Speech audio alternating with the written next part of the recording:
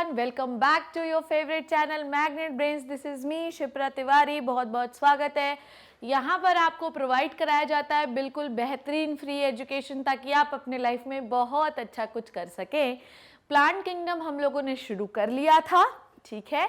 उसमें मैंने आपको पहला डिवीजन एल्गी शुरू कर दिया था जिसमें मैंने उसके जनरल कैरेक्टरिस्टिक्स के बारे में आपको एक्सप्लेन कर दिया था. उसको अभी अपन रिवाइज करते हैं, पर उसके पहले मैं आपको बता दूं कि आज हम लोगों को क्या पढ़ना है. आज हम पढ़ेंगे क्लासिफिकेशन ऑफ एल्गी, जो कि ग्रीन एल्गी, ब्राउन एल्गी और रेड एल्गी हैं. उनके बारे में हम बात करते हैं. चलिए, सबसे पहले हम देख लें कि लास्ट क्लास में हम लोगों ने क्या क्या पढ़ा था. सबसे पहले हम लोगों ने बात की हैबिटाट की कि जो एल्गीज होते हैं वो एक्वेटिक हो सकते हैं, मराइन हो सकते हैं.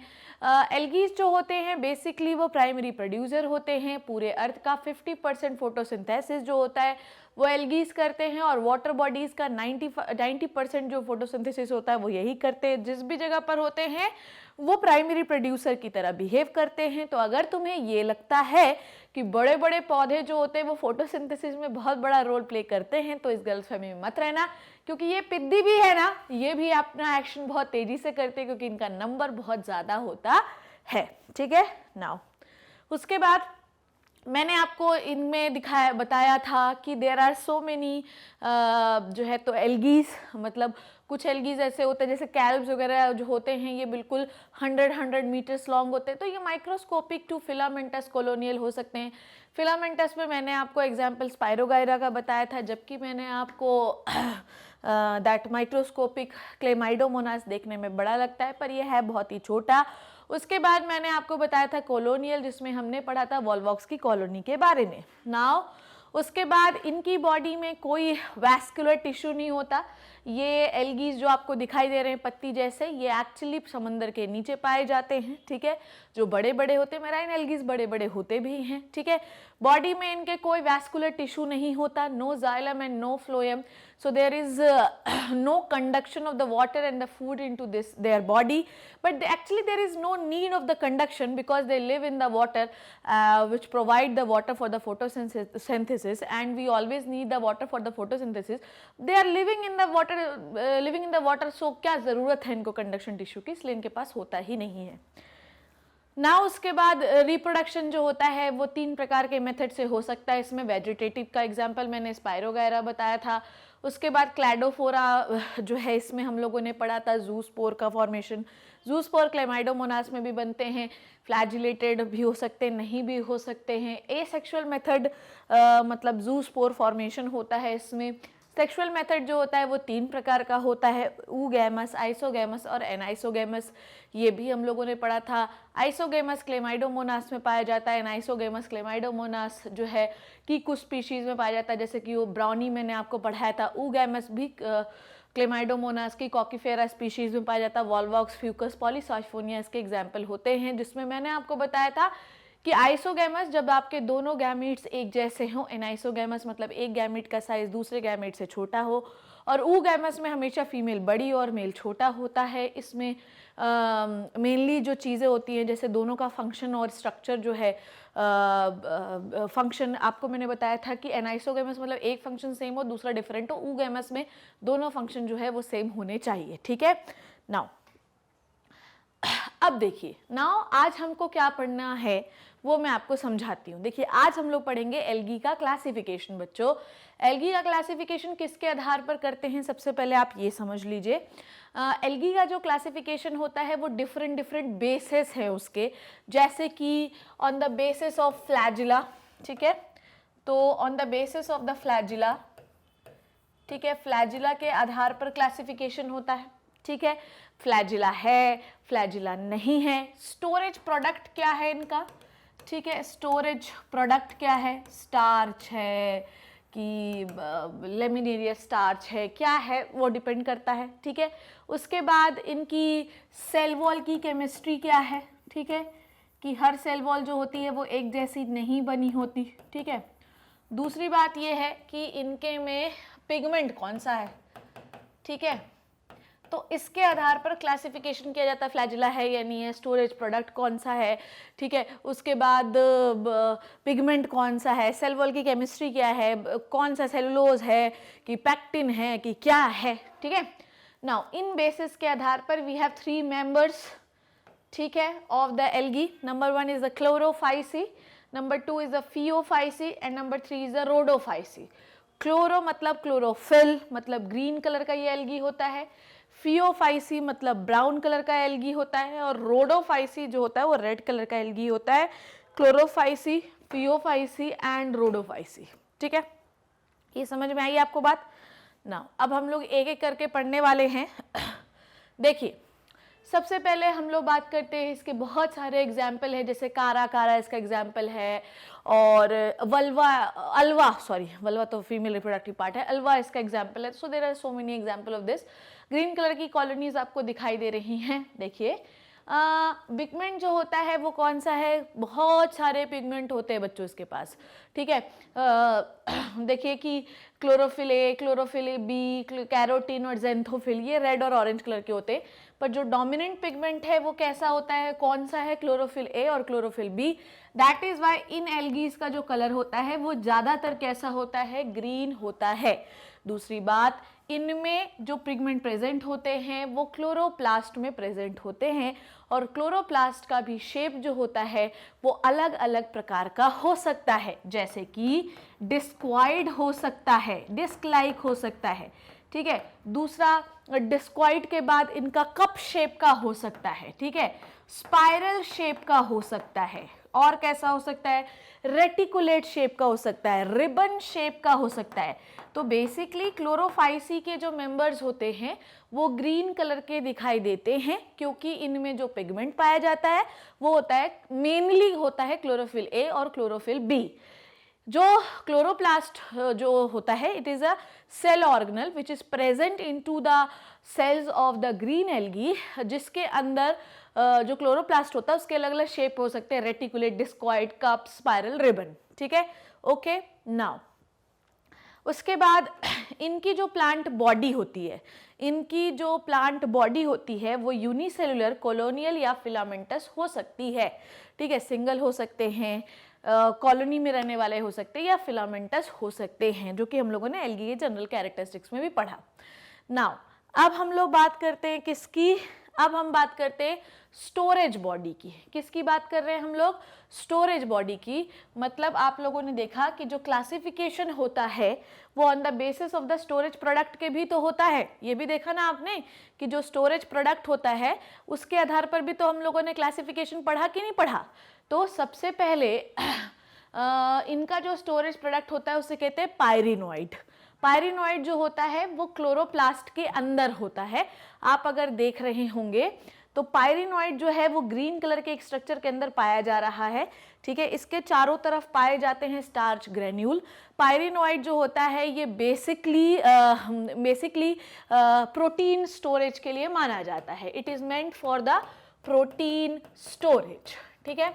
तो इनका स्टोरेज फूड मटेरियल जो है वो बेसिकली स्टार्च और प्रोटीन होता है। पायरिनोइड इज अ स्टोरेज स्ट्रक्चर, जिसके बाद जो मतलब सेंटर में होता है पायरिनोइड जो प्रोटीन को स्टोर कर रहा है, और चारों तरफ उसके स्टार्च के ग्रेन्यूल रहते हैं। तो ऐसा लगता है कि कोई व्हील जैसा स्ट्रक्चर, जैसे कोई चक्का होता है ना, तो चारों तरफ आपको स्टार्च के ग्रेन्यूल दिखेंगे और सेंटर पर आपको पायरिनोइड दिखेगा जो कि प्रोटीन को स्टोर करेगा। नाउ तो ये देखो लिखा भी हुआ है कि पायरिनोइड जो होता है वो प्रोटीन और स्टार्च को स्टोर करता है, क्योंकि प्रोटीन सेंटर पे स्टोर होता है, उसके चारों तरफ स्टार्च ग्रेन्यूल्स होते हैं जो कि स्टार्च को स्टोर करने का काम करते हैं। इसका मतलब ये कि एल्गीज के पास खुद का स्टोरेज मटेरियल होता है। इमरजेंसी में ये खुद के वैसे भी लीव्स वगैरह जो होते हैं ये दिन में फोटोसिंथेसिस करते हैं और चीज़ों को स्टोर करते हैं, स्टार्च बनाते हैं, और रात में उसी चीज़ का इस्तेमाल करते हैं। नाउ उसके बाद इनकी जो सेल वॉल होती है वो ऑब्वियसली, क्योंकि ये प्लांट सेल हैं तो इनकी सेल वॉल जो होती है वो सेल्यूलोज और पैक्टोज से बनी होनी चाहिए। सेल वॉल का स्ट्रक्चर मैं आपको नहीं दिखा रही हूँ क्योंकि एक्चुअली इसकी ज़रूरत ही नहीं है। सेल वॉल देखेंगे अगर आप तो इनकी जो सेल वॉल होती है तो इनर वाली जो होती है ना वो होती है सेल्यूलोज की बनी, जबकि आउटर वाली जो होती है ये होती है पैक्टोज की बनी, ठीक है। तो अगर आप सेल वॉल को ध्यान से देखें तो आउटर जो लेयर होती है वो होती है पेक्टोज की बनी, और इनर जो लेयर होती है वो होती है सेलुलोज की बनी। नाउ क्वेश्चन इज कि what is a pectose? Pectose is a sugar, ठीक है। जैसे मैं आपको पेक्टोज का एग्जांपल बताती हूँ। सेल वॉल में हमने क्या देखा क्लोरोफाइसी की, कि they have two complex carbohydrate, one is pectin, second is the cellulose. Pectin is what? Pectin फलों के ऊपर भी पाया जाता है। तो जितना फल कच्चा होता है पेक्टिन का अमाउंट उतना ज़्यादा होता है, जितना फल पका हुआ होता है पेक्टिन टूटकर मैच्योर होता है उतना फल पक जाता है। तो ऐसा ही सेल वॉल आपके क्लोरोफाइसी के मेंबर्स में भी पाया जाता है, जिसमें अंदर की ओर जो लेयर होती है वो बनी होती है सेल्यूलोज की। Cellulose is a complex carbohydrate which is made up of polymer of glucose, ठीक है। इसको अपन डाइजेस्ट नहीं कर सकते, we need vermiform appendix for the cellulose. We have vermiform appendix but it is a vestigial organ. Right now there is no function of the vermiform appendix because we are not eating that cellulose, ठीक है। Now so ये आपको समझ में आया कि इनकी जो सेल वॉल होती है उसमें इंटरनल सेल्यूलोज होता है, बाहर की ओर पेक्टोज होता है। नाउ भैया सीधी बात आई है रिप्रोडक्शन में। रिप्रोडक्शन जो होता है वो वेजिटेटिवली तो फ्रेगमेंटेशन से होता है, फ्रेगमेंटेशन। एसेक्सुअल होता है फ्लैजिलेटेड जूस्पोर से। किससे होता है? फ्लैजिलेटेड जूस्पोर से, ठीक है। ये चीज आपने याद रखना है। Sexually reproduction isogamous and oogamous, सीधी बात है, कोई इसमें वही नहीं है। नाउ अच्छा, इनका क्लोरोफाइसी में हम लोगों ने ये चीज देखी थी, वेयर इट इज, तो क्लोरोफाइसी में हम लोगों ने ये चीज़ देखी थी कि मतलब वैसे सारे एल्गी में हम लोगों ने देखा था कि जो गैमीट होता है वो नॉन जैकेटेड होता है। हम लोगों ने ये देखा था कि जो गैमीट होता है वो नॉन जैकेटेड होता है, पर कुछ एल्गीज जैसे कारा कारा होते हैं, इनका जो गैमीट होता है वो जैकेटेड होता है। देखिए इसका एक एग्जाम्पल हम लोगों ने ले रखा है ग्रीन एल्गी का, विच इज द क्लेमाइडोमोनास, जिसमें आपको एक एक चीज दिखाई देगी, ध्यान से देखेंगे आप लोग। ये जो ब्राउन कलर का आपको दिखाई दे रहा है, it is a basal body जिससे आपका फ्लैजिला अटैच रहता है, ठीक है। ओके, दिखाई दे रहा है, जिसमें एक फ्लैजिला आपको बड़ा दिखाई दे रहा है, दूसरा फ्लैजिला आपको छोटा दिखाई दे रहा है। This is the contractile vacuole. Contractile vacuole is very much essential for the removal of extra water, क्योंकि पानी में रहते हैं तो पानी का आना जाना तो बना ही रहता है। अब कॉन्ट्रेक्टाइल वैक्यूल रहेगा तो आसानी से पानी को रिमूव करना आसान हो जाएगा, ठीक है। They have cell wall which is made up of cellulose and pectin. Cellulose अंदर की ओर और पेक्टिन बाहर की ओर, इसलिए डबल लेयर आपको दिख भी रही है। They have nucleus, they have Golgi body for the protein synthesis, they have starch granule for the storage of starch, they have pyrenoid for the storage of starch and protein, they have mitochondria for the energy production, they have plasma membrane at the inner side of the cell wall, and they have eye spot which is the sensitive part of the Chlamydomonas, ठीक है। आगे बढ़े इसके। Now Chlorophyceae में ये हम लोगों ने देखा है एक क्लेमाइडोमोनास का वेजिटेटिव सेल है। मैं यहाँ पे लिख दे रही हूँ, it is the vegetative cell. Chlamydomonas का ये एक वेजिटेटिव सेल है जिसमें इसमें पाया जा रहा है फ्लैजिला, ठीक है। ये हैं इसके पायरिनोइड्स, ये हैं इसके पायरिनोइड्स, ठीक है। Okay, this is the nucleus. Now पहला, this is what, this is the asexual reproduction का साइकिल है। अभी मैं आपको छोटा सा सेक्सुअल रिप्रोडक्शन भी बता दूंगी, तो टेंशन नहीं लीजिएगा बिल्कुल भी। एसेक्सुअल का पहले बता देती हूँ, सेक्सुअल का भी एक साइकिल है। कॉमन साइकिल वैसे मैं आपको बताऊंगी एल्गी का, तो टेंशन नहीं लीजिए। एसेक्सुअल रिप्रोडक्शन का पार्ट है ये। सबसे पहले जो स्टेप होगा वो क्या होगा? क्लेमाइडोमोनास में होगा एक्स फ्लैजिलेशन। क्या होगा? X flagellation. एक्स फ्लैजिलेशन का मतलब क्या होता है प्यारे बच्चों? एक्स फ्लैजिलेशन का मतलब होता है फ्लैजिला झड़ जाए, ठीक है। तो जब एसेक्सुअल रिप्रोडक्शन होना है ग्रीन एल्गी क्लेमाइडोमोनास में, तो सबसे पहले फ्लैजिला हट जाएगा, ठीक है। फ्लैजिला हटने के बाद यहाँ पर होगा न्यूक्लियर डिवीजन, जो कि हो रहा है, आप देख रहे हैं। न्यूक्लियर डिवीजन मतलब कि यहाँ पर होगा मियोसिस। यहाँ पर क्या होगा बच्चों? मियोसिस। जब एक से हम 4 हैप्लॉइड सेल्स बनाते हैं तो it is called as meiosis. Please always remember this, ठीक है। What is this? This is the meiosis, ठीक है। मियोसिस, मियोसिस से वी फॉर्म 1 2 3 4 सेल स्ट्रक्चर।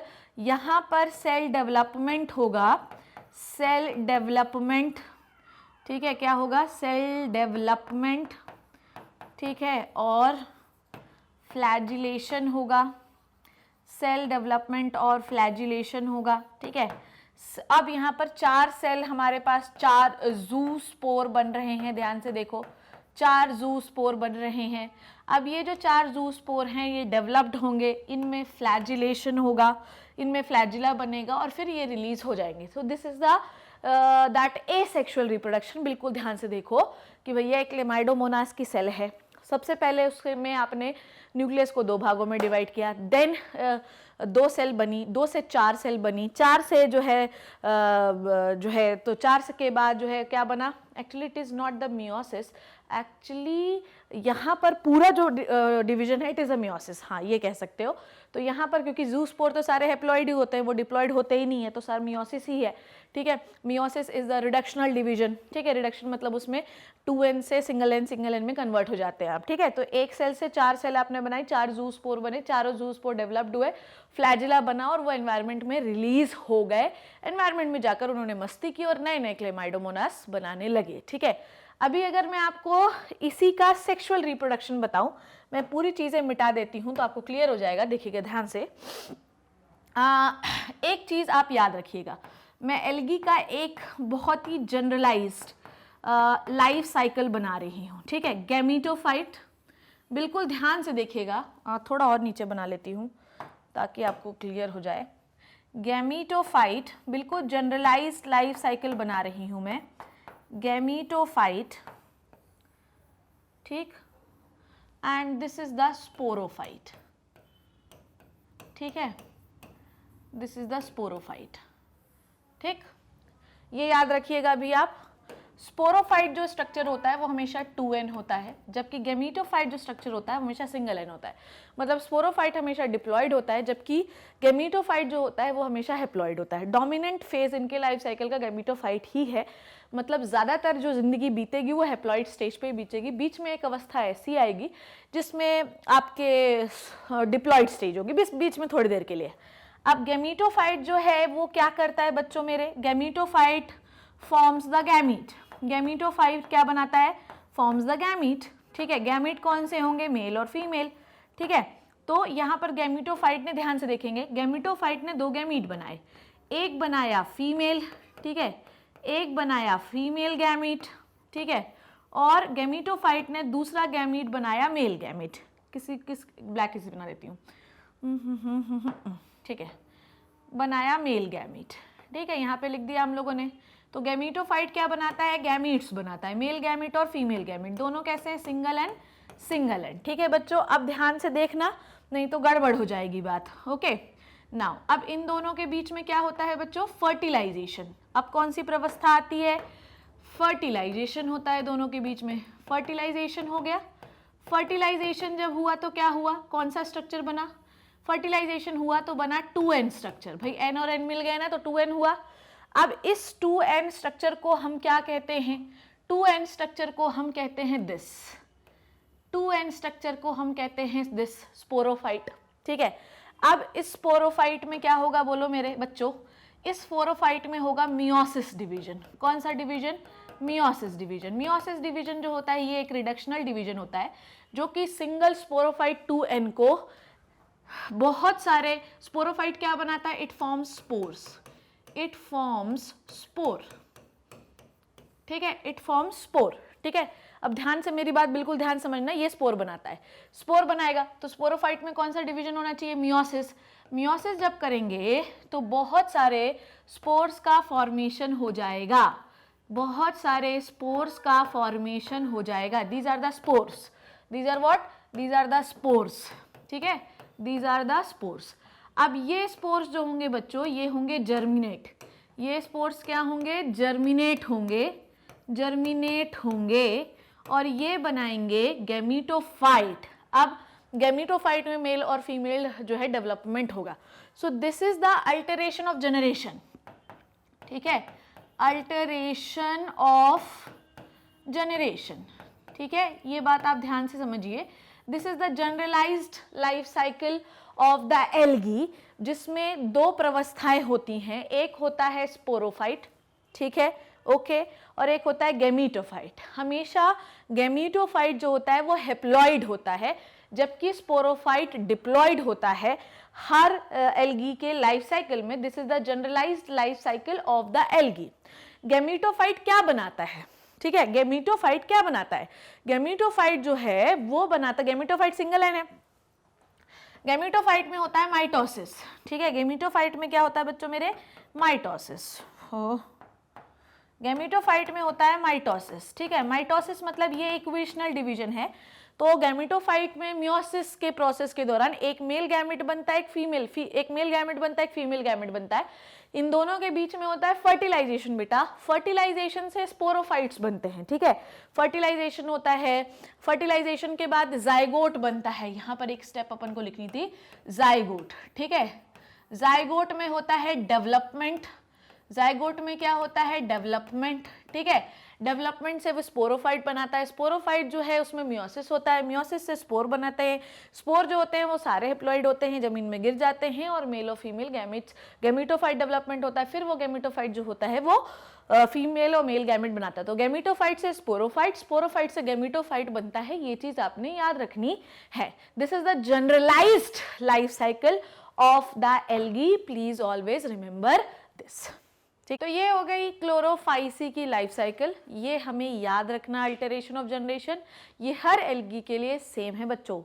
ऐसा नहीं होगा कि दूसरे के लिए दूसरा होगा। अच्छा एक चीज़ आपको और क्लियर कर दूँ, थोड़ा अल्टरेशन ऑफ जनरेशन शुरू ही किया तो बता दूँ, अल्टरेशन ऑफ जनरेशन जो है ये इसका मतलब ये है कि आपकी एक ही जीवन काल में आपकी दो प्रवस्थाएं हों, जो कि मैंने लास्ट क्लास में बताया था कि एक ही जीवन काल में you follow two phases, one is the diploid and second is the haploid, ठीक है, डिप्लॉयड और हेप्लॉयड। डिप्लॉयड समझते हो ना, डिप्लॉयड का मतलब होता है कि जिसमें दो सेट ऑफ क्रोमोसोम हो, ठीक है, या मतलब मेल और फीमेल मिलते हैं तो भैया एक फीमेल का सेट ऑफ क्रोमोसोम है और एक मेल का है ना।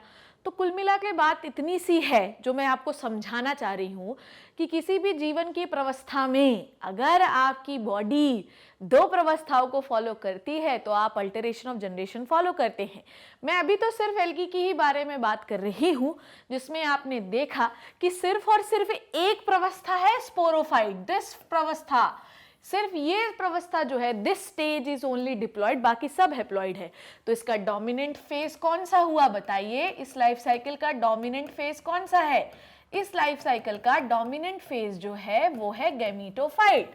आपने देखा कि गैमीटोफाइट जो होता है वो होता है हेप्लॉइड, मतलब आपने देखा कि इस लाइफ साइकिल में आपको ज्यादातर चीजें हेप्लॉइड ही दिख रही हैं, सिर्फ एक स्टेज स्पोरोफाइट आपको डिप्लॉइड दिखता है, ठीक है। ऐसा ही ह्यूमन बींग्स में होता है, हालांकि हम एग्जैक्टली ह्यूमन बींग को अल्टरेशन ऑफ जनरेशन के अंदर नहीं लिखते, हम प्लांट में पढ़ते हैं, पर एग्जैक्टली ह्यूमन में भी थोड़ा सा आपको अल्टरेशन ऑफ जनरेशन दिखेगा, वैसे नहीं बोलते पर आपको थोड़ा बहुत दिखेगा। जैसे कैसे, ह्यूमन बॉडी की सब सेल्स जो है डिप्लॉइड है, पर अगर यहीं आप ओवा की बात करें तो वो हेप्लॉइड है ना, मतलब जीवन के किसी ना किसी स्टेज पर ओवरी ओवा प्रोड्यूस करती है और टेस्टिस स्पर्म प्रोड्यूस करता है। इसका मतलब ये कि हम भी तो कोई ना कोई हेप्लॉइड फेज फॉलो कर रहे हैं, पर डोमिनेंटली हमारे लाइफ साइकिल में कौन होता है, डिप्लॉइड, ठीक है।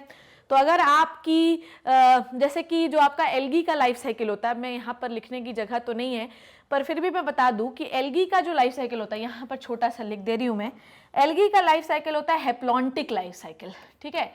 एल्गी का लाइफ साइकिल कैसा होता है, haplontic life cycle. Haplontic life cycle समझते हैं क्या होता है, हेप्लॉन्टिक लाइफ साइकिल का मतलब होता है कि तुम अपने एक जीवन काल में ज्यादातर जीवन जो है हेप्लॉइड बिताते हो, सिर्फ कुछ समय के लिए तुम डिप्लॉइड होते हो, तो हेप्लॉन्टिक, ठीक है।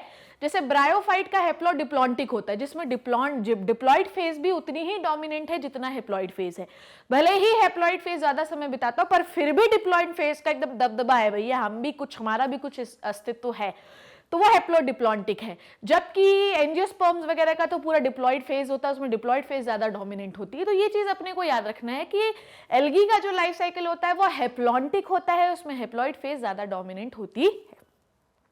इतनी बात आपको क्लियर हो गई, आगे बढ़े चलो। तो ये हो गया एसेक्सुअल रिप्रोडक्शन, वो हो गया सेक्सुअल रिप्रोडक्शन, जिसके अंदर जू स्पोर बनते हैं, उस स्ट्रक्चर को हम क्या कहते हैं, जिस स्ट्रक्चर के अंदर जू स्पोर बनते हैं उस स्ट्रक्चर का नाम होता है जूस्पोरेंजिया। क्या होता है भैया मेरे, जूस्पोरेंजिया, ठीक है, इतनी बात आपको क्लियर हुई? कोई दिक्कत परेशानी? आगे बढ़ते हैं। देखिए तो कहाँ पर थे हम लोग? क्लोरोफाइसी। सब कुछ रब कर दे रही हूँ, एक बार देख लेते हैं क्लोरोफाइसी।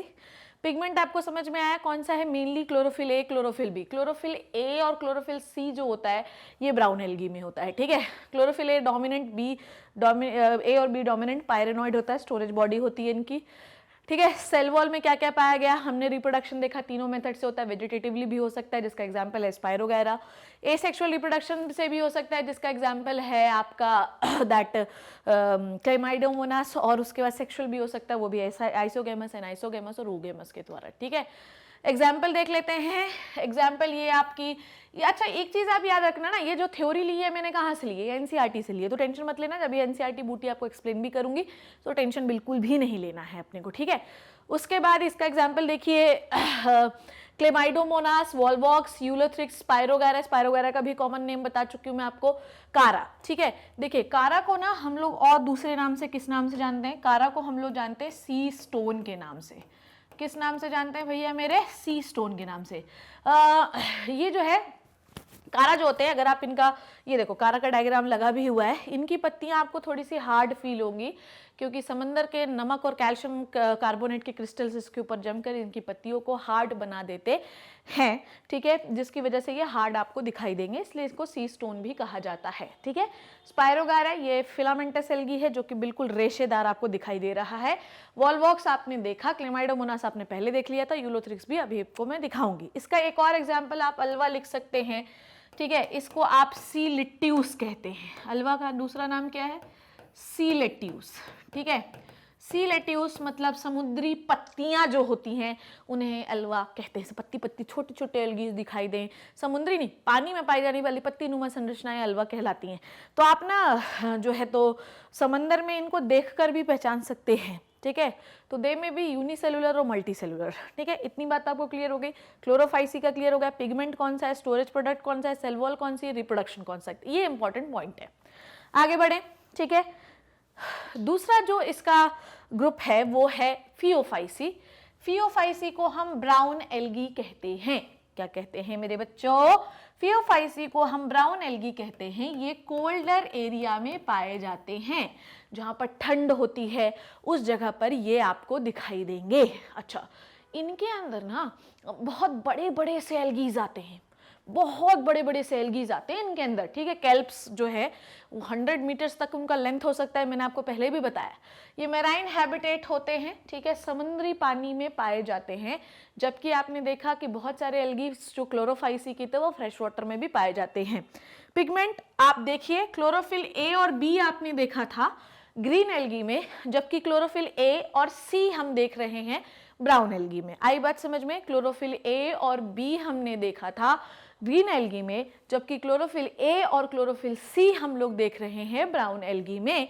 इसके अंदर एक और पिगमेंट होता है which is called as carotenoid और जेंथोफिल। जेंथोफिल मतलब एक फ्यूकोजेंथिन, जेंथोफिल्स के अंदर बहुत सारे आते हैं पिगमेंट्स, उसके इसके पास जो है वो है फ्यूकोजेंथिन।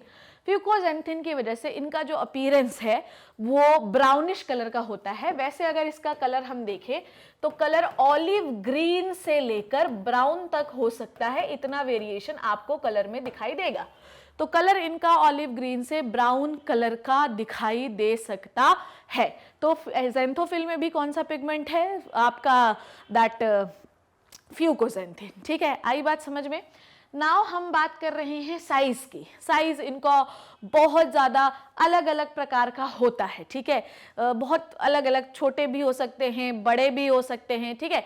जैसे कि, और अच्छा इनके शेप में भी बहुत वेरिएशन है, जैसे कि ब्रांच्ड इनका शेप होता है, ठीक है, ब्रांच्ड हो सकते हैं ये। ब्रांच्ड का एग्जाम्पल मैं आपको बता रही हूँ, एक्टोकार्पस, ठीक है, एक्टोकार्पस ब्रांच्ड ब्राउन एल्गी का एग्जाम्पल है भैया एक्टोकार्पस, ठीक है। फिलामेंटस भी हो सकते हैं, तो कोई टेंशन ही नहीं है, ठीक है। तो ब्रांच हो सकते हैं, फिलामेंटस हो सकते हैं, तो साइज और शेप में भी वेरिएशन आपको दिखाई देगा, ठीक है। नाउ स्टोर्ड फूड में इनके पास है लेमिनेरियल स्टार्च और आप या फिर मैनिटॉल, लेमिनेरियन स्टार्च और मैनिटॉल, ये क्या होते हैं? It is the complex carbohydrate, ठीक है। What is this? This is the complex carbohydrate, ठीक है। ये चीज आपको याद रखनी है कि इनके पास स्टोरेज जो प्रोडक्ट होता है बच्चों, वो क्या कहलाता है? लेमिनेरियन और mannitol. Laminarin is a starch product, ठीक है, जो कि एक स्टार्च है, दैट इज इट। ये दोनों स्टार्च होते हैं, जबकि आपने देखा कि क्लोरोफाइसी वाले मेंबर्स में हम प्रोटीन को भी स्टोर करते हैं इन द पायरिनोइड, ठीक है। तो लेमिनेरियन, स्टार्च और मैनिटॉल। नाउ यहाँ पर बॉडी फॉर्म सेल वॉल है।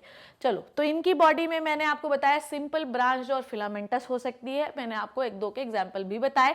ये केल्प्स का डायग्राम है जिसमें आप देख रहे हैं कि ब्रांच्ड आपको स्ट्रक्चर दिखाई दे रहा है। ब्रांच्ड का स्ट्रक्चर आप एक्टोकार्पस, लेमिनेरिया, मैक्रोसिस्टिक्स, इन सब का एग्जाम्पल ले सकते हैं, ठीक है। तो बॉडी में भी बहुत सारे फॉर्म्स दिखाई देते हैं। नाउ सेल वॉल, देखो एक चीज बताती हूँ मैं आपको। अगर आप इन एल्गीज को निकालो, देखो ऐसे दिखाई देते हैं, ऐसा लगेगा कि ये पत्तियां हैं, but actually it is not the पत्तियां, ठीक है। तो इनकी जो सेल वॉल होती है वो सेलुलोज से बनी है। प्लांट है इसलिए सेलुलोज से बनी है, तो कोई टेंशन नहीं है, ठीक है। पर एक चीज आपको याद रखना है कि इनके सेलुलोज के ऊपर एल्जिन नाम का एक मटेरियल पाया जाता है। एल्जिन जो मटेरियल होता है वो होता है जिलेटिनस। क्या होता है? जिलेटिनस, ठीक है। एल्जिन जो मटेरियल होता है वो होता है जिलेटिनस। जिलेटिनस का मतलब ये होता है कि सेल वॉल जो ब्राउन एल्गी की है वो तो सेलुलोज की बनी है, सेलुलोज की तो ग्रीन एल्गी में बनी थी, तो कोई टेंशन ही नहीं है। तो जो सेल वॉल है उसके नीचे सेल मेम्ब्रेन है, वो बात ठीक है, पर सेल वॉल जो है वो सेलुलोज की बनी है। एल्जिन नाम का मटेरियल आपने ग्रीन एल्गी में नहीं पढ़ा था, जबकि आप ब्राउन एल्गी में पढ़ोगे ये चीज। तो इसमें एल्जिन नाम का एक मटेरियल पाया जाता है जो इन्हें लेसलेसा और चिपचिपा अपीयरेंस देता है। लेसलेसा और चिपचिपा अपीयरेंस देता है, ठीक है। इवन आप जेलीज वेलीज इससे बनाते हो, ठीक है, ठीक। एल्जिन के पास जो है ना वाटर होल्डिंग कैपेसिटी बहुत अच्छी रहती है। मैं लिख देती हूँ, कहाँ पे लिख दूँ? Elgin has good water holding capacity, ठीक है। समझ में आई बात?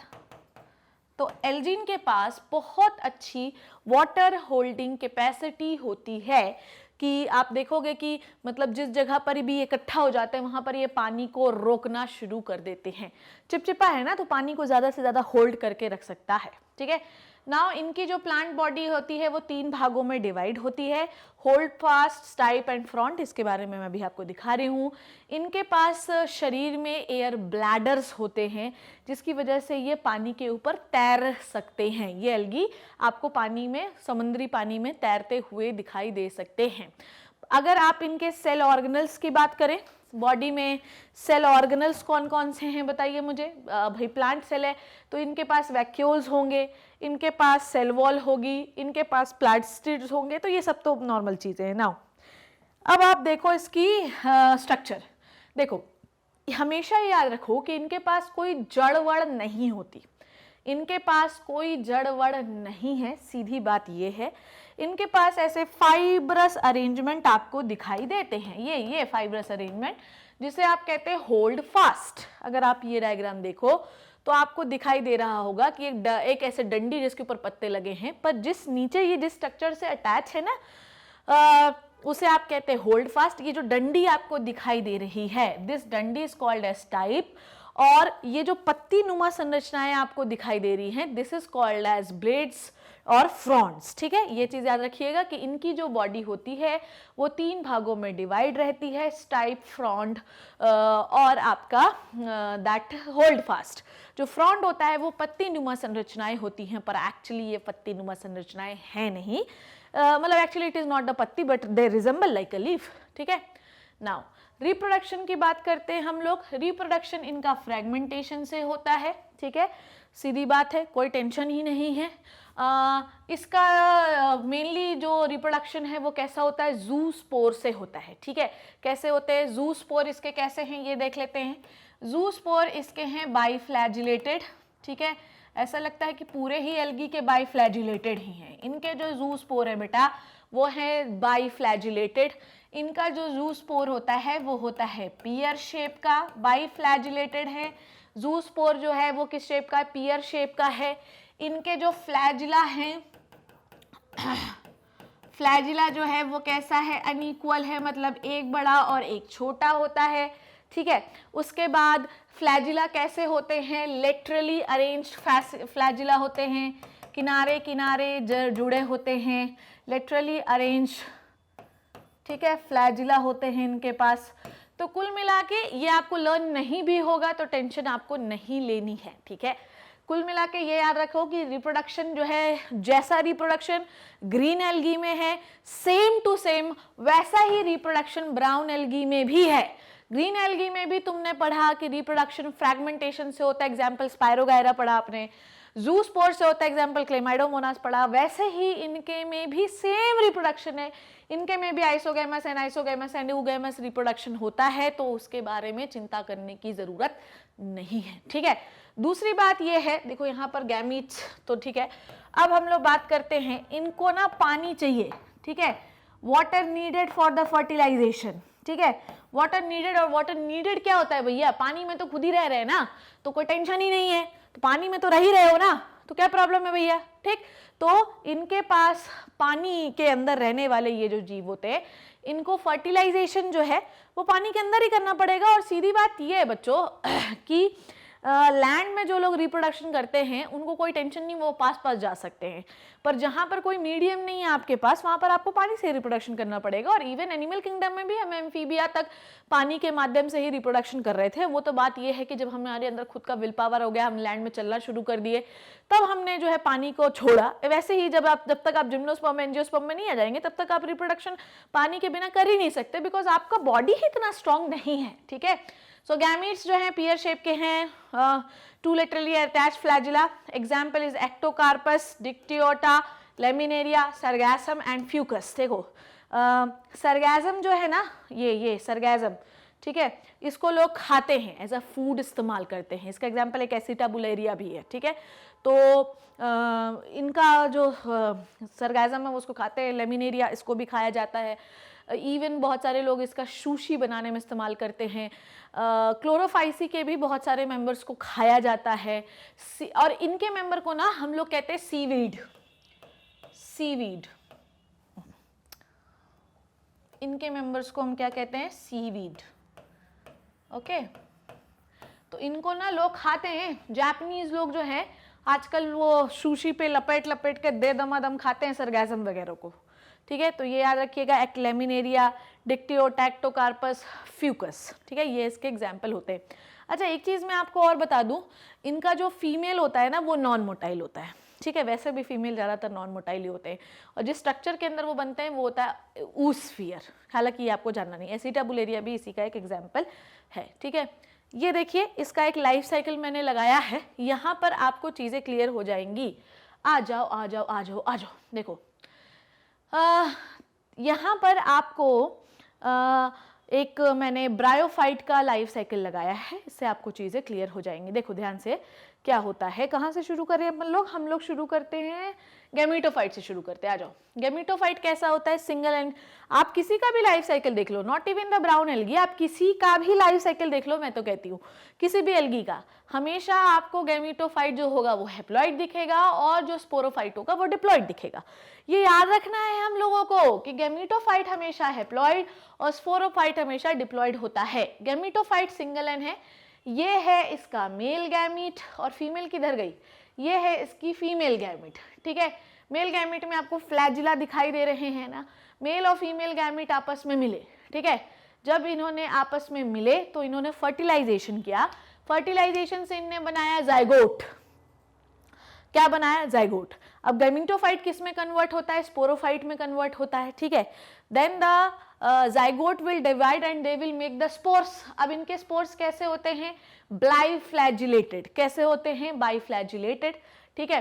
स्पोर्स जो हैं वो जर्मिनेट हुए, जर्मिनेट होने के बाद इन्होंने स्पोरोफाइट बनाए। या हम यहाँ से शुरू करते, जैसा ये लाइफ साइकिल चल रहा, आ जाओ यहीं से, सही है ना, ये देखते हैं अपन, ये जैसा ये चल रहे हैं, ये देखो ना अपन, देखो तो ये है गैमेटोफाइट एन, ठीक है, ये है इनकी फीमेल और ये है इनका मेल। इन दोनों ने फर्टिलाइज, ये है इनकी स्पर्म सेल और एग सेल भी है, वो एग सेल है उनकी, ठीक है। उधर इन्होंने फर्टिल, ये देखो देखो देखो, मिल गई मिल गई मिल गई, इधर आ। तो ये देखो हाईलाइट कर दे रही हूँ मैं, ये है इनकी एग सेल और ये है इनका स्पर्म सेल। दोनों ने फर्टिलाइजेशन किया, एग सेल और स्पर्म सेल ने, दोनों ने फर्टिलाइजेशन जब किया तो उन्होंने बनाया जाइगोट, ठीक है। जाइगोट देखो, जाइगोट, ठीक है। जाइगोट डेवलप हुआ, किस में डेवलप हुआ? स्पोरोफाइट में, ठीक है। स्पोरोफाइट में डेवलप हुआ, स्पोरेंजिया बने उसमें। स्पोरोफाइट के अंदर एक ऐसा जो है चैम्बर बनता है, पैकेट बनता है, जिसे हम कहते हैं स्पोरेंजिया। स्पोरेंजिया के अंदर बने बहुत सारे स्पोर्स, स्पोरेंजिया फट गया और सारे स्पोर्स बाहर निकल गए। इन स्पोर्स को आप कहते हैं जू स्पोर्स, जो कि बाइफ्लैजिलेटेड हुए। ये जो स्पोर्स होते हैं, इन्होंने जो है तो जो स्पोर्स होते हैं दे विल, मेल और फीमेल नहीं, अभी स्पोर्स बने। स्पोरेंजियम का काम क्या होता है, स्पोरोफाइट का काम क्या होता है? स्पोर्स बनाओ। अब ये स्पोर्स जमीन में गिरे और फिर इन्होंने डेवलप किया फीमेल गैमेटोफाइट और मेल गैमेटोफाइट। फिर फीमेल गैमेटोफाइट ने बनाई एग सेल और मेल गैमेटोफाइट ने बनाया स्पर्म सेल। एग सेल और स्पर्म सेल फ्यूज हुए तो बनाया जाइगोट। जाइगोट जमीन में गिरा और उसने बनाया स्पोरोफाइट। स्पोरोफाइट के अंदर बने स्पोर्स, जिन्हें आप कहते हैं जू स्पोर्स। स्पोर्स जो है वो जमीन पे गिरे और फिर उन्होंने मेल और फीमेल गैमेटोफाइट बनाया। तो स्पोरोफाइट से गैमेटोफाइट और गैमेटोफाइट से स्पोरोफाइट बनता है। इसे हम अल्टरेशन ऑफ जनरेशन कहते हैं। बेटा 150 बार मैं बता चुकी हूं, पर फिर भी अपने दिमाग में ये चीज घुसा के रखना कि स्पोरोफाइट हमेशा डिप्लॉयड होता है, गैमेटोफाइट हमेशा हैप्लॉयड होता है। स्पोरोफाइट से गैमेटोफाइट बनता है और गैमेटोफाइट से स्पोरोफाइट बनता है। ये चीज याद रखनी है अपने को, ठीक है। ओके, इतनी बात आपको क्लियर हो गई, इसमें कोई कंफ्यूजन तो नहीं है, ठीक है। तो ये हो गया अपने ब्राउन एल्गी का life cycle. We have learn the green and brown algae. चलो इसके आगे अपन लोग शुरू करते हैं। तो ये है एक्टोकार्पस, देखो ये है, मैं पहले सब कुछ क्लियर कर दूं, ये है डिक्टियोटा, ये है लेमिनेरिया। लेमिनेरिया के ऊपर ना बहुत सारे बर्ड्स भी बैठे रहते हैं ऐसे समंदर में, ठीक है। उसके बाद सरगैज़म और फ्यूकस, ठीक है। सरगैज़म को लोग खाते भी हैं, ठीक। और आपको एक और चीज़ बता दूं मैं कि ये वाले जो रहते हैं दैट आपके ब्राउन एल्गीज में जो रहते हैं, इनमें फ्लैजिला मैंने आपको बता दिया कि लेटरली ऐसे अरेंज्ड फ्लैजिला रहते हैं, जबकि रेड एल्गी में तो कोई फ्लैजिला होता ही नहीं है, ठीक है। तो ये कुल मिला के हुआ brown algae, okay. Now red algae, ये थोड़ा डेवलप्ड एल्गी होता है और रेड एल्गी जो है इसको आप रेड हॉट एल्गी कहते हैं, क्योंकि ये वार्म एनवायरनमेंट में पाया जाता है, ठीक है। वार्म एनवायरनमेंट में पाया जाने वाला ये एल्गी होता है, ठीक है। So this is the red algae जो कि वार्म एनवायरनमेंट में पाया जाएगा, ठीक है। इनके में जो सबसे ज्यादा डोमिनेंट पिगमेंट है वो है फाइकोइरिथ्रिन, ठीक है। इनका जो सबसे ज्यादा डोमिनेंट पिगमेंट है वो है फाइकोइरिथ्रिन। क्लोरोफिल ए और बी किस में था? ग्रीन एल्गी में। क्लोरोफिल ए और सी किस में था? Brown algae. क्लोरोफिल ए और क्लोरोफिल डी जो होता है वो होता है रेड एल्गी में। ये हमेशा डीपर एनवायरनमेंट में पाया जाता है, मतलब समुद्र में भी ये डीपर जो है जमीन में, मतलब जमीन कह रही हूँ, पानी के बहुत नीचे एरिया में आपको ऐसे रेड रेड एल्गीज दिखाई दे देंगे, ठीक है। तो डोमिनेंट जो पिगमेंट है वो है इसका फाइकोइरिथ्रिन, ठीक है, जो कि रेड कलर का होता है, ठीक है। आप लोगों ने ग्रीन एल्गी में बहुत सारे एग्जाम्पल्स जो थे वो यूनिसेलुलर के पढ़े थे, ठीक है, जिसमें आपको क्लेमाइडोमोनास वॉलवॉक्स वगैरह बताया था। ब्राउन एल्गी भी ज्यादातर मल्टी सेलुलर होता है, कुछ उसके भी यूनिफॉर्म है, पर ये जो होते हैं ना दे आर मल्टी सेलुलर, ठीक है। ये याद रखना कि ये यूनिसेलुलर नहीं होते, ठीक है। जबकि ग्रीन एल्गी जो होता है इसके यूनिसेलुलर फॉर्म्स पाए जाते हैं, जबकि रेड एल्गी में we have lots of multi cellular forms, ठीक है। नाउ उसके बाद हम लोग बात करते हैं हैबिटेट की, के पाए कहाँ जाते हैं। ये वार्मर एरिया में पाए जाते हैं, मैं आपको बता रही हूँ। Little light penetrate at the great depth of the ocean. Ocean, हमेशा याद रखिएगा कि यहाँ पर लाइट का जो पेनिट्रेशन है वो बहुत कम होता है। अच्छा, अगर आप विबग्योर देखें तो विबग्योर में सबसे ज्यादा पेनिट्रेशन आपको किस लाइट की दिखती है? और लोगों को ये लगता है कि रेड लाइट का पेनिट्रेशन, रेड लाइट जो है वो सबसे ज्यादा एब्जॉर्प्शन शो कर रही है, तो ऐसा नहीं है। रेड ब्लू लाइट का पेनिट्रेशन पानी में सबसे ज्यादा होता है, ब्लू लाइट एब्जॉर्ब होती है यहाँ पर, तो ये चीज इंपॉर्टेंट है, ये याद रखिएगा। तो ये यहाँ जो आपकी लाइट होती है वो बहुत ही कम पेनिट्रेट कर पाती है ऐसे एरियाज में, तो रेड एल्गीज का फोटोसिंथेसिस रेट थोड़ा सा कम होता है। तो देखिए सबसे ऊपर अगर मैं देखिए कहाँ पे बनाऊँ, हाँ यहाँ पे देखिए, सपोज दैट कि ये समंदर का सरफेस है, ठीक है, यहाँ पर खूब सारा पानी बह रहा है, ठीक है, समंदर का सरफेस है ये अपना, ठीक, तो ये क्या है, समंदर का सरफेस, ओके। इस समंदर के सरफेस पे मान लो अब आपको बताना है कि कौन सा एल्गी कहाँ पे पाया जाता है, तो आप क्या बताओगे भैया मेरे? तो आप ऐसा बता दो ना कि भैया ग्रीन एल्गी जो होता है वो सरफेस पे होता है, ठीक है। उसके बाद ब्राउन एल्गी, ब्राउन कलर से बना देती हूँ, ब्राउन एल्गी जो होता है वो मिडिल पे होता है, और रेड एल्गी जो होता है, रेड एल्गी कैसे बनाओ, हाइलाइटर से बना देती हूँ, तो रेड एल्गी जो होता है वो बिल्कुल बॉटम में होता है, ठीक है। So this is the green algae जो हमेशा सरफेस पे पाया जाएगा, this is the brown algae जो मिडिल एरिया में पाया जाएगा, and this is the red algae जो कि बॉटम ऑफ द एरिया में पाया जाता है। Now let's start with the penetration of the light, कि कैसे पेनिट्रेट होता है। देखो हमेशा याद रखो कि ग्रीन जो होता है, यहाँ पर ग्रीन कलर क्यों होता है रेड कलर का, क्योंकि वो रिफ्लेक्शन होता है। अगर एब्जॉर्प्शन किसी लाइट का हो रहा है तो कलर कभी भी शो नहीं होगा, तो ग्रीन जो कलर होता है वो पूरा रिफ्लेक्ट होता है, इसलिए एल्गी ग्रीन कलर का दिखाई देता है। ब्राउन कलर में ब्राउन कलर का रिफ्लेक्शन होता है, जबकि रेड कलर में रेड कलर का रिफ्लेक्शन होता है, जबकि एब्जॉर्प्शन सबसे अधिक ब्लू कलर का होता है। आप कभी भी ये कंफ्यूजन मत होना कि रेड कलर का है तो रेड एब्जॉर्प्शन होगा, नो, हमेशा याद रखो कि विबग्योर में विब वाला जो पार्ट होता है इसका वाटर में पेनिट्रेशन सबसे ज्यादा होता है, ठीक है। तो इस प्रकार से ये इनके पाए जाने की एरिया है कि सबसे ऊपर ग्रीन, फिर ब्राउन, फिर रेड। हाँ कहाँ गया रेड एल्गी, कहाँ गया भैया मेरे, हाँ चलो।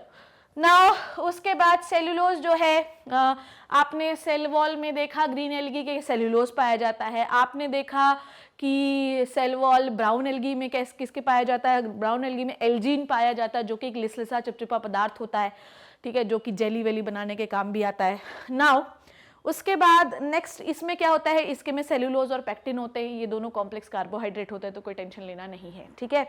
नाउ स्टोरेज, स्टोरेज देखिए, स्टार्च जो है वो सब में स्टोरेज मटेरियल है, चाहे हम किसी भी एल्गी की बात कर लें, पर इनमें जो स्टार्च स्टोर होता है वो स्टार्च होता है फ्लोरिडियन स्टार्च। फ्लोरिडियन स्टार्च जो होता है it is similar to amylopectin, similar to amylopectin and pectin, similar to amylopectin, ठीक है। What is the exactly amylopectin, कहाँ पढ़ा आप लोगों ने, amylopectin एंड ग्लाइकोजन, सॉरी ये आपके एनसीईआरटी का ही तो पॉइंट है, मैं कैसे भूल गई, amylopectin एंड ग्लाइकोजन, ठीक है, ओके। सो एमाइलोपेक्टिन जो है ये एक यूनिट होती है स्टार्च बनाने की, ठीक है। जब आप स्टार्च पढ़ेंगे तो उसमें आपको पता चलेगा जो एमाइलोपेक्टिन होता है it is the unit of the starch, ठीक है। तो एमाइलोपेक्टिन नॉर्मल स्टार्च में एमाइलोपेक्टिन पाया जाता है, ठीक है। तो एमाइलोपेक्टिन जो होता है ये स्टार्च में पाया जाता है, और साथ ही साथ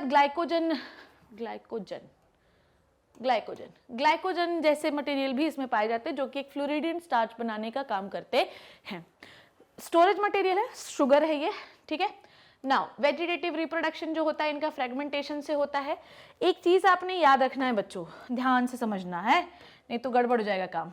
इनका जो स्पोर होता है वो होता है नॉन मोटाइल, ठीक है, जबकि आपने ग्रीन एल्गी में भी ब्राउन एल्गी में भी स्पोर्स कैसे देखे थे, मोटाइल। ये चीज याद रखना तुम लोग, नहीं तो काम गड़बड़ हो जाएगा, ठीक है। तो आप लोगों ने ग्रीन और ब्राउन एल्गी में स्पोर्स को कैसा देखा था, मोटाइल, ठीक है।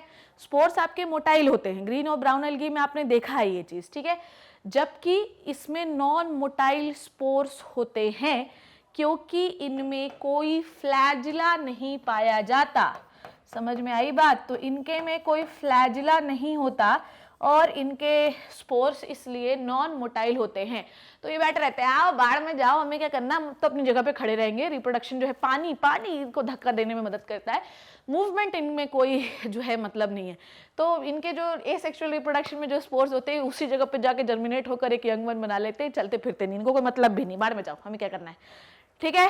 तो सेक्सुअल रिप्रोडक्शन oogamous होता है। देखिए अच्छा, मैंने आपको लास्ट क्लास में जब मैं जनरल कैरेक्टरिस्टिक्स ऑफ एल्गी बता रही थी तब मैंने आपको बताया था कि ह्यूमन रिप्रोडक्शन वैसे एनाइसोगेमस है, पर तुम्हारी एनसीईआरटी में इसे oogamous बताया। तो देखो भैया ऐसा है, ठीक, ऐसा है कि यूनिवर्सल ट्रुथ तो एनसीईआरटी, क्योंकि नीट में उसी के सवाल आते हैं जो एनसीईआरटी में, तो oogamous ही उसको कंसीडर करेंगे जबकि वो है एनाइसोगेमस। पर आपको एनसीईआरटी ही पढ़ना है, एनसीईआरटी को ही कंसीडर करना है, ठीक है। और एनसीईआरटी में ये मान लो कि स्पर्म एंड ओवा जो होते हैं इन दोनों का शेप भी अलग होता है और जो है फंक्शन भी अलग होता है। जो ओवा होता है वो नॉन मोटाइल होता है, स्पर्म जो है वो मोटाइल होता है, तो दोनों के फंक्शन और शेप अलग अलग होते हैं, इसे कहते हैं oogamous। इसमें अंडा बड़ा होता है, स्पर्म छोटा होता है। तो इनके हम लोगों ने बाकी दोनों एल्गीज में क्या पढ़ा कि एनाइसोगेमस, आइसोगेमस, oogamous तीनों है, जबकि इनमें सिर्फ और सिर्फ क्या हो जाता है, oogamous होता है, ठीक है। फीमेल इसकी बड़ी होती है और इसके जो गैमीट्स होते हैं वो भी नॉन मोटाइल होते हैं, मतलब स्पोर्स भी नॉन मोटाइल होते हैं, गैमीट्स भी नॉन मोटाइल होते हैं, नॉन फ्लैजिलेटेड होते हैं। जबकि तुम्हें ग्रीन एल्गी में देखा था कि उनकी मुंडी में ऐसे फ्लैजिला लगे रहते हैं, जो ब्राउन एल्गी था उनके ऐसे साइड में ऐसे फ्लैजिला लगे रहते हैं, जबकि इनमें तो कोई फ्लैजिला ही नहीं है, तो चलने का कोई रीजन ही नहीं है। ये बस मेल फीमेल ऐसे बैठे रहते हैं, आजा आजा आजा आजा आजा, तो बस पानी के माध्यम से ये आ सकते, बाकी ठीक, बाकी बेचारे के पास कैसे चल फिरेंगे। एग्जाम्पल इनके देखिए, एग्जाम्पल जो होता है, अच्छा इनके में एक और चीज़ बहुत इंपॉर्टेंट है। देखिए ये एक डेवलप्ड एल्गी मैंने क्यों पढ़ा है, जब हम मेल और फीमेल गैमेट फ्यूज हो जाते हैं ना, मेल और फीमेल गैमेट पानी जब धक्का देता है और ये फ्यूज हो जाते हैं तो ये फर्टिलाइजेशन कर लेते हैं। जब ये फर्टिलाइजेशन कर लेते हैं तो इनके में पोस्ट फर्टिलाइजेशन डेवलपमेंट इवेंट्स भी पाए जाते हैं, पोस्ट फर्टिलाइजेशन इवेंट्स, समझ में आई बात। तो इनके में पोस्ट फर्टिलाइजेशन इवेंट्स भी पाए जाते हैं, जबकि किसी और एल्गी में आपने नहीं देखा, जबकि इनके में आप देखेंगे पोस्ट फर्टिलाइजेशन, मतलब कुछ प्रवस्थाएं ऐसी भी होंगी जिसमें पोस्ट मतलब 1-2 स्टेप फर्टिलाइजेशन के बाद आपको देखने के लिए मिलेंगे, ठीक है। तो ये पाया जाता है। अच्छा इसके बहुत इंपॉर्टेंट एग्जाम्पल हैं पोरफायरा, ठीक है। पोरफायरा जो होता है, लोग जापानीज लोग इसको बहुत प्यार से खाते हैं, इनको बहुत पसंद है। सुशी बनाते हैं, चावल की डिश, उसके ऊपर लपेट लपेट के खाते हैं उसको, ठीक है। ग्रेसिलेरिया और जिलेडियम, इससे आप जेलीज बनाते हैं, ठीक है। ग्रेसिलेरिया और जिलेडियम का मेनली इस्तेमाल जो है वो जेल बनाने में, जेलीज मतलब दैट केक वेक में जो आप जेल डालते हैं ना, जेलीज, वो यही होती है, जिलेडियम और ग्रेसिलेरिया की ही बनी होती है, ठीक है। कोई दिक्कत इसमें। अच्छा इनके जो सेल वॉल होती है उसमें पैक्टिन तो होता ही होता है, और उसके साथ साथ इनमें कुछ हाइड्रोक्लोराइड्स भी पाए जाते हैं, समझ में आई बात। हाइड्रोक्लोराइड्स जो होते हैं ये चिकने के जेल जैसे होते हैं, जो इनको बेयोंसी तो क्या, तो गहरे पानी में पाए जाते हैं। तो ये जो हाइड्रोक्लोराइड्स होते हैं जैसे कि कारा ग्रीन, ऐसे बहुत सारे हाइड्रोक्लोराइड्स हैं जो कि हम मेनली केक वेक की जेलीज बनाने में करते हैं, ठीक है। Okay, example is Polysiphonia, porphyra, gracilaria और जिलेडियम, PPGG, ठीक है। इसका एक लाइफ साइकिल हम लोग देख लेते हैं। देखिए बच्चों ऐसा है, मेरी बात को ध्यान से समझना कि बात ऐसा है कि ये जो चीज़ मैं आपको बता रही हूँ सेम टू सेम वैसी ही, हालांकि मैं नहीं भी लगाती तो आपने याद रखना था चीज़ को, ठीक है। तो ये क्या है, गैमेटोफाइट जो कि होता है हैप्लॉइड। अभी स्पोर जो है तो उसको जूस्पोर ही याद रख लो, पर इनका जो स्पोर होता है वो कैसा होता है, नॉन मोटाइल होता है। ये चीज़ आपको याद रखना है, ये चल फिर नहीं सकते, ठीक है। तो गैमेटोफाइट जो होते हैं ये हैप्लॉइड है, देखो यहाँ पे लिखा भी हुआ है हैप्लॉइड है ये, तो कोई टेंशन ही नहीं है। उसके बाद ये दोनों फर्टिलाइजेशन करते हैं, ठीक है। फर्टिलाइजेशन के बाद जो है ये बनाते हैं स्पोरोफाइट, ठीक है। फर्टिलाइजेशन के बाद ये क्या बनाते हैं, स्पोरोफाइट। स्पोरोफाइट के अंदर क्या बनता है, स्पोर बनता है। कौन सा स्पोर बनता है, जो सारे जो स्पोर्स बने वो कैसे बने, इधर देखो सीधे अपन यहाँ पे आते हैं। ये जो स्पोर्स है, स्पोरोफाइट क्या बनाता है, स्पोर बनाता है, ठीक है। कौन सी प्रोसेस से बनाता है, मियोसिस से। कौन से स्पोर होते हैं, टेट्रास्पोर। यहाँ पर आपको कोई फ्लैजिला दिख रहा है क्या, नो फ्लैजिला, तो इनके में कोई फ्लैजिला नहीं होता, जबकि रेड और ब्राउन जबकि ग्रीन और ब्राउन एल्गी में फ्लैजिला होता है, ये चीज याद रखना। तो सीधे आप ये स्टेप्स को हटा दो, सीधे आओ, गैमेटोफाइट मेल और फीमेल होते, दोनों ने फ्यूज किया, फर्टिलाइज किया, फर्टिलाइज करने के बाद इन्होंने जाइगोट बनाया। जाइगोट जो है वो स्पोरोफाइट में डेवलप हुआ, जब ये स्पोरोफाइट में डेवलप हुआ तो इनने अपने अंदर स्पोर्स बनाए, स्पोर्स जमीन में गिरे। सारे स्पोर्स कैसे बनते हैं स्पोरोफाइट से? मियोसिस से बनते हैं। जब ये गिरे तो इन्होंने मेल और फीमेल गैमीट्स बनाए। इनका जो स्पोर होता है वो होता है टेट्रास्पोर। ठीक है, चलो ये समझ में आया। तो ये याद रखिएगा कि गैमीटोफाइट से स्पोरोफाइट बाय द माइटोसिस और by the sporophyte to gametophyte by the meiosis. याद रखना, gametophyte to sporophyte by the mitosis, sporophyte to gametophyte by the meiosis. ये बात आपको समझ में आई? इसके कुछ एग्जाम्पल्स मैंने आपको लगा रखे हैं। देखो, ये है पॉलीसाइफोनिया, ये है ग्रेसिलेरिया, ये है जिलेडियम और ये है पोरफायरा। इस पे ले लपेट लपेट के खाते हैं ये लोग, बहुत ज़्यादा पसंद होता है ये। ठीक है, ये एक जनरलाइज्ड लाइफ साइकिल। देखिए, लाइफ साइकिल मैंने आपको ऑलरेडी बता दी है। ये कारा का लाइफ साइकिल है। ठीक है, this is the life cycle of the Chara which is the green algae. ठीक है, तो सबसे पहले हम लोग कहाँ से शुरू करें? तुम्हारा क्या मन है कि कहाँ से शुरू करें? हम लोग यहाँ से कारा ग्लोब्यूलेरिस का एग्जाम्पल है ये ग्रीन एल्गी होता है।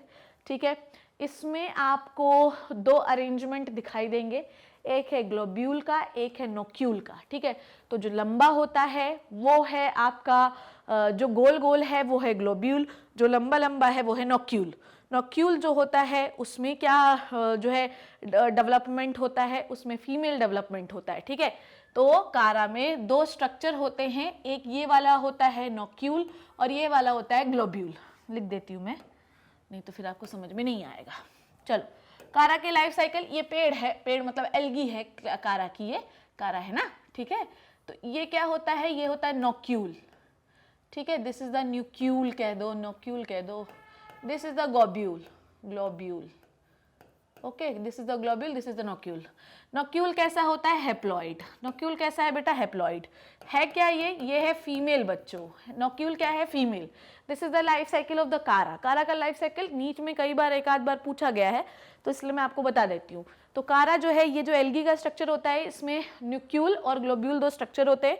Globule is the male part, nucule is the female part. Nucule जो होता है, ध्यान से समझिए, ये है female part. Nucule single n होता है, फीमेल पार्ट। ठीक है, नोक्यूल है, अब देखिए, अब यहाँ पर कहाँ पर आ गए, यहाँ तक समझ गए, यहाँ फीमेल पार्ट होता है बस।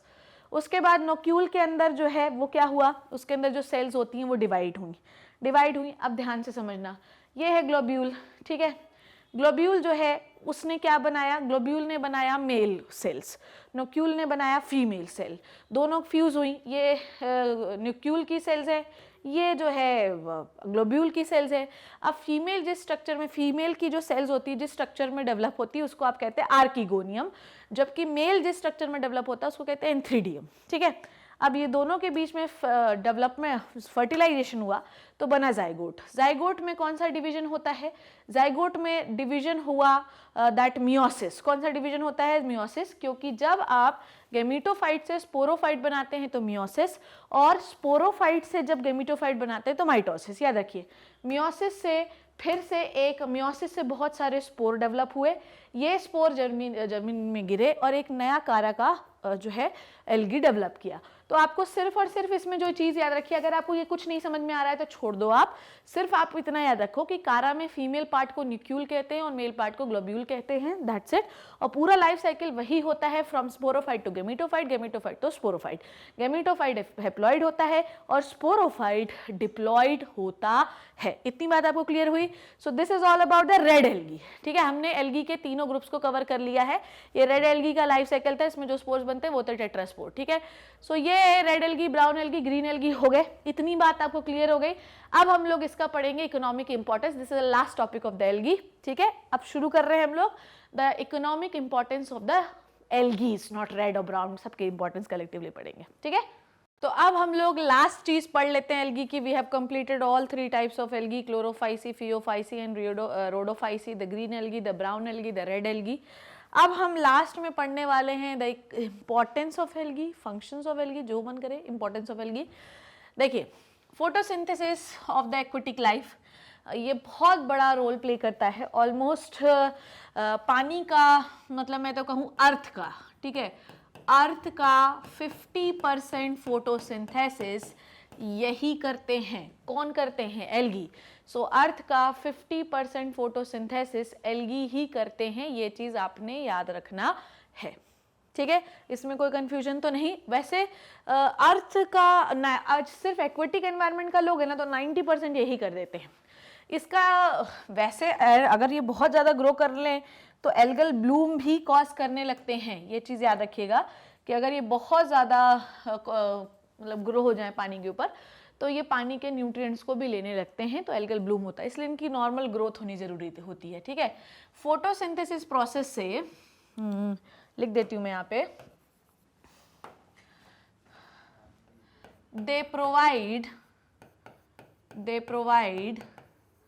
dissolved oxygen, they provide dissolved oxygen to aquatic life। ठीक है, ओके। बाय द, ये भी लिख देते हैं, बाय द फोटोसिंथेसिस। आई बात समझ में? तो ये जो होते हैं ये क्या करते हैं? ये डिसॉल्व ऑक्सीजन प्रोवाइड करते हैं, फोटोसिंथेसिस करते हैं। फोटोसिंथेसिस से क्या निकलती है? ऑक्सीजन निकलती है। आपने पढ़ा है फोटोसिंथेसिस की रिएक्शन C6H12O6। ठीक है, ये टूटता है तो क्या बनती है? कार्बोहाइड्रेट। ओहो हो, ये क्या हो गया मुझसे? नहीं नहीं नहीं, CO2 plus H2O give rise to C6H12O6 और निकलती है O2। ठीक है, ये जो O2 होती है ये पानी में मिलती है और एक्वेटिक लाइफ के मजे ही मजे हैं क्योंकि उनको जो है ऑक्सीजन जो है मिल रही है। पर एक चीज़ हमेशा याद रखना है बच्चों आपको कि एल्गी का अमाउंट पानी में बहुत ज़्यादा नहीं होना चाहिए। अगर ऐसा हुआ तो ये पूरा पानी ब्लॉक कर देगा।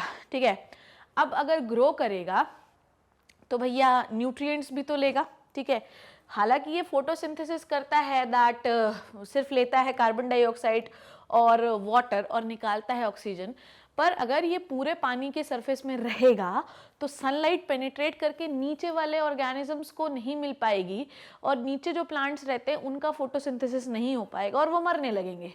पर नॉर्मली अगर मैं बात करूं तो एक्वेटिक लाइफ का बहुत सारा परसेंटेज जो होता है वो यही परफॉर्म करते हैं। ठीक है, तो फोटोसिंथेसिस करेंगे तो ऑक्सीजन निकलेगी और इस ऑक्सीजन का इस्तेमाल जो होगा वो एक्वेटिक लाइफ करेगी for their daily metabolic activities, for their respiration, जो भी उन्हें करना है। तो ये जो होते हैं ना बहुत मतलब बहुत ज़्यादा इंपॉर्टेंट हैं एक्वेटिक लाइफ के लिए। ठीक है, नाउ अब मैं आपको दिखाती हूँ ये, इस मछली को देखिए। और मैं एक और चीज़ बताऊं कि जो एल्गीज होते हैं वो इवन किसी प्लांट एनिमल के सरफेस पे भी चिपक के ग्रो हो सकते हैं। ठीक है, लुक एट दिस एल्गी। अगर मैं एक फूड पिरामिड बनाऊं, ठीक है, सपोज दैट कि I am making a food pyramid, थोड़ा अच्छा बना लेती हूँ। Suppose that I am making a food pyramid. ठीक है,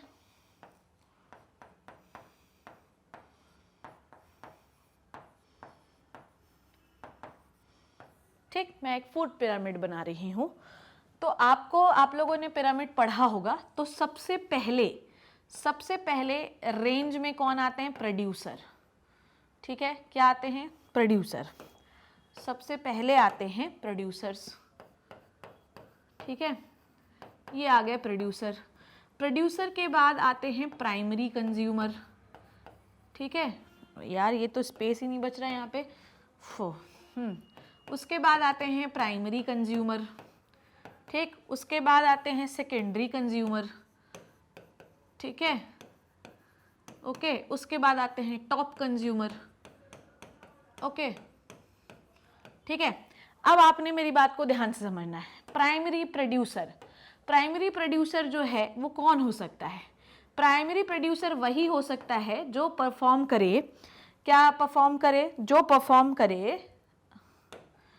परफॉर्म करे व्हाट, यहाँ पे लिख देती हूँ मैं सीधे फोटोसिंथेसिस। जो परफॉर्म करे फोटोसिंथेसिस। ठीक है, तो जो भी फोटोसिंथेसिस परफॉर्म करेगा वो प्राइमरी प्रोड्यूसर कहलाएगा। अब अगर ये फूड पिरामिड जो है ये किसका है? एक्वेटिक लाइफ का है। एक्वेटिक लाइफ का है। तो अब आप मुझे बताओ कि प्राइमरी प्रोड्यूसर की जगह किसे लेनी चाहिए।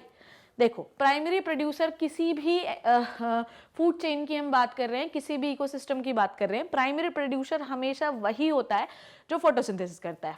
अब तुम मुझे बताओ कि एक्वेटिक लाइफ में फोटोसिंथेसिस सबसे ज़्यादा कौन परफॉर्म करता है? एल्गी। तो यहाँ पर कौन आएगा? यहाँ पर आएंगे एल्गीज। ठीक है, यहाँ पर क्या आएंगे? एल्गीज। ठीक है, तो ये याद रखिएगा कि ये हमेशा फूड चेन का पहला स्टेप पकड़ के रखते हैं।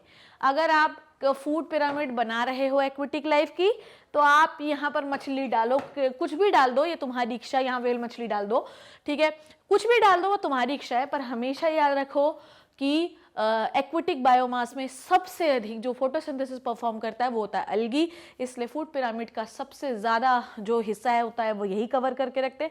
सबसे ज़्यादा अमाउंट और नंबर इन्हीं का होता है समंदर में या पानी में, और इन्हें हम प्राइमरी प्रोड्यूसर की तरह रखेंगे because they perform the 90% of photosynthesis into the aquatic life, earth में 50%। Now this is it. आगे बढ़े हम लोग। चलो, थर्ड जो फंक्शन है एज अ फूड, ये एज अ फूड इस्तेमाल किए जाते हैं। ठीक है, जैसे सरगाज़म हो गया, लेमिनेरिया हो गया, पोरफायरी हो गया। ठीक है, इसका एग्जाम्पल लिख देती हूँ मैं। एग्जाम्पल में लिखेंगे लेमिनेरिया, लेमिनेरिया, सरगाज़म, पोरफायरा। ओके, ये जो एल्गीज होते हैं इनको हम खाने के लिए इस्तेमाल करते हैं। समझ में आई बात? ये पोरफायरा कौन सा एल्गी है? अभी हम थोड़ी देर पहले पढ़ के आए हैं, ये होता है रेड एल्गी। ठीक है, ये कौन सा एल्गी है? रेड एल्गी है। जापानीज लोग इसको खाने में इस्तेमाल करते हैं। आजकल ना सीवीड जो होते हैं, ब्राउन एल्गीज जिन्हें आप सीवीड भी कहते हैं, बहुत प्रचलित हैं। चाइना और कोरिया और जापान वगैरह में बहुत प्रचलित है। मैंने बहुत सारे ऐसे वीडियोस भी देखे जिसमें वो ना चावल, सुशी को लपेट कर, चावल के ऐसे गोल गोल करके उसके ऊपर लपेट के उन्हें काट काट के खाते हैं। तो they are very very very very famous. ठीक है, लेमिनेरिया, इसकी 70 टोटल स्पीशीज़ हैं। ठीक है, इनकी टोटल 70 स्पीशीज़ हैं बच्चों, जो कि खाने के लिए बहुत ज़्यादा प्रचलित है। ठीक है, there are 70 species of the Laminaria जो कि खाने के लिए बहुत ज़्यादा प्रचलित होती हैं। ठीक है, और सरगाज़म, इसको भी लोग खाते हैं।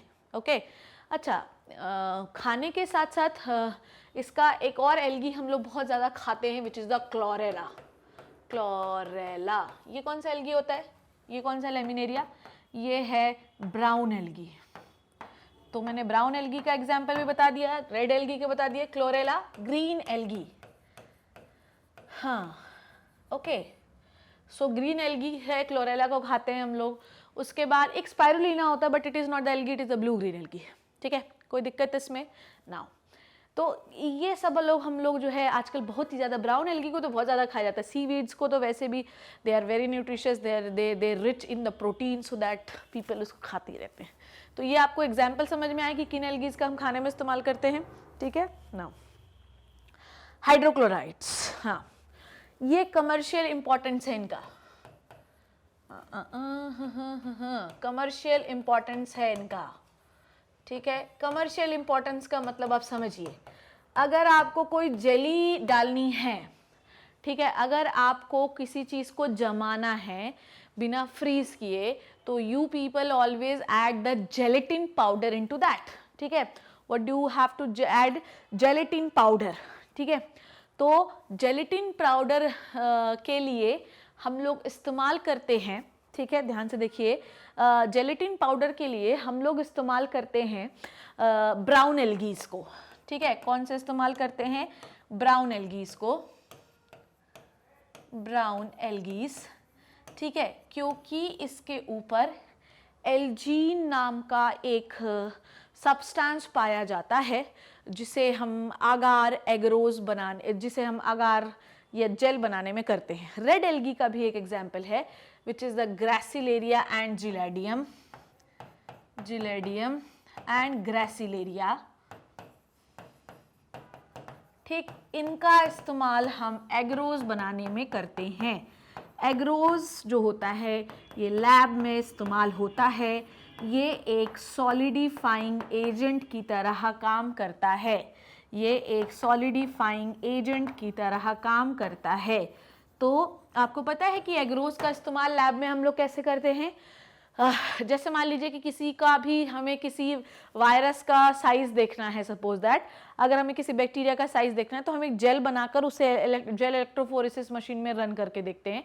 तो अगर उसमें जेल कैसे बनाओगे आप, तो एक हम बफर लेते हैं, एक पानी लेते हैं, उसमें एग्रोज पाउडर मिलाते हैं और थोड़ी देर के बाद उसे गर्म करते हैं ताकि वो एक्टिव हो सके और फिर उसे जमा देते हैं। ठीक है, तो hydrocolloids, basically what do you mean by colloids?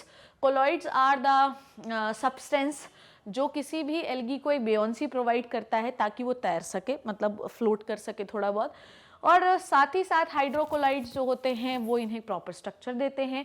इनके पास बहुत ज़्यादा वाटर होल्डिंग कैपेसिटी होती है। ठीक है, और वाटर होल्ड करने के साथ साथ ये एक ही जगह पर कड़क रहेंगे तो खड़े रहेंगे, फ्लोट करेंगे पर टूटेंगे नहीं। ये सब हाइड्रोकोलाइड की प्रॉपर्टी होती है।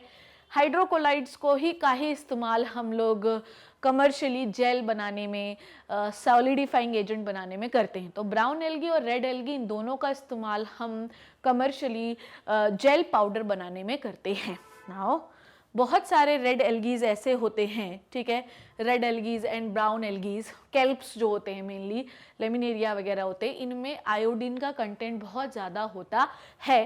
तो लोग इसे ईटिंग पर्पस की तरह सरगैजम और लेमिनेरिया को तो वैसे भी खाते हैं because they have rich iodine content. ठीक है, ये बात आपको समझ में आई। सो बच्चों, what you have learned in this class, क्या सीखा तुमने? इस पूरी क्लास में हम लोगों ने 3 प्रकार के एल्गी सीखे, which is the red algae, brown algae and the green algae. मैंने बहुत सारे एग्जाम्पल्स आपको बताए, जिसमें रेड एल्गी में, ग्रीन एल्गी में मैंने आपको एग्जाम्पल बताया वॉलवॉक्स का, क्लेमाइडोमोनास का, स्पाइरोगायरा का, बहुत सारे यूलोथ्रिक्स का, और उसके बाद मैंने आपको ब्राउन एल्गी में कैल्प्स बताए जिसमें लेमिनेरिया आया, ठीक है, और सरगैजम आया। रेड एल्गी में ग्रेसिलेरिया, पोरफायरा और जिलैडियम ये सब बताया। ठीक है, तो आप लोगों ने, जब मैंने पहली क्लास एल्गी की शुरू की थी तब भी मैंने आपको बताया था कि एल्गी का classification on the basis of cell wall. तो हमने तीनों एल्गीज में, तीनों टाइप के एल्गीज में सेल वॉल के बारे में बात की। On the basis of their flagella, तो किस में फ्लैजिला है, 2 में फ्लैजिला देखा, 1 में फ्लैजिला नहीं देखा। मोटिलिटी, 2 में चले, 1 में नहीं चले। ठीक है, रेड एल्गी नहीं चलते, मोटाइल्स गैमेट्स कहाँ चलते हैं उनके। ठीक है, उसके बाद हम लोगों ने देखा स्टोरेज फूड मटेरियल। ठीक है, 1 में होता है पायरोनोइड स्टार्च, प्रोटीन, फ्लोरिडियन स्टार्च, ये सब देखा हम लोगों ने। फिर उसके बाद हम लोगों ने उसका रिप्रोडक्शन देखा कि भाई सेक्सुअल कैसा है और एसेक्सुअल कैसा होता है। ग्रीन एल्गी में आपने फ्रेगमेंटेशन से देखा, ब्राउन में भी देखा और इसमें भी देखा, दैट रेड एल्गी में भी। उसके बाद आपने देखा कि asexual reproduction by the spores, by the spores, by the spores.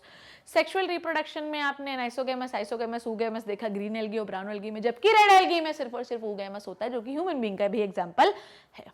ठीक है, so I hope you learned and enjoy the video of the algae. In the next class हम कवर करेंगे एनसीईआरटी ऑफ द एल्गी। वैसे आपको tension नहीं लेना है क्योंकि मैंने एक एक शब्द आपको कवर करवा दिया है, पर फिर भी अगर किसी को डाउट है तो see you in the next class. तब तक घर पे रहिए, सेफ रहिए, अपना ध्यान रखिए। Thank you so much.